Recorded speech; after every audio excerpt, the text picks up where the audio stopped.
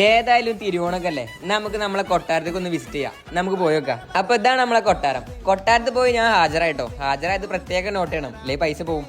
പിന്നെ നമ്മളെ രഥത്ത് കയറി നമ്മളെ മെയിൻ ഗേറ്റിമൊക്കെ എത്തി. അങ്ങനെ വാതിലെ കുന്തി തള്ളി തുറന്ന് നമ്മളെ മയിലുങ്ങളെ ചെരുപ്പിട്ട് നമ്മളെ അടുത്ത പരിപാടിയൊക്കെ കിട്ടോ. നോക്കിയിട്ട് കാര്യമില്ല. ഏതായാലും ഓണൊക്കെ അല്ലേ, എന്നാ പിന്നെ രാജവസ്ത്രം അണിയായിരുന്നു നമ്മളെ ഉടയാടൊക്കെ നമ്മള് ബേ അണിഞ്ഞുട്ടോ. ഞാൻ ചെന്ന് കയറിയപ്പോ നമ്മളെ പടന്മാരൊക്കെ നല്ല പണിയിലാണ്. എന്നാ പിന്നെ ഓരോ ഇടങ്ങാറാക്കണ്ടായിരുന്നു. ഞാൻ വെറുതെ മൂലക്ക് അങ്ങനെ നിന്ന്. ഇച്ച് പിന്നെ പൈപ്പിന്റെ അസുഖങ്ങളുണ്ട്. ഞാൻ ചായം കടിയൊന്നും മുടക്കില്ല. അത് കഴിഞ്ഞ് നമ്മൾ ഡ്യൂട്ടി കയറിട്ടോ. ഡ്യൂട്ടി കയറി പിന്നെ ഫോണൊന്നും തൊടാൻ പാടില്ല. ഞാൻ പിന്നെ പുറത്തിറങ്ങണ പള്ളിയിൽ പോകാൻ കേട്ടോ. പള്ളിയിൽ പോകാൻ നേരത്തെ പെരും മഴ. എന്നാ പിന്നെ കൊട കജ്ജി പിടിച്ചപ്പോഴോ പുറത്തിറങ്ങിയപ്പോ പെരും വെയിലും. അള്ളാന്റെ റഹ്മത്തും ബർക്കത്തും നമുക്ക് കിട്ടുന്നില്ല.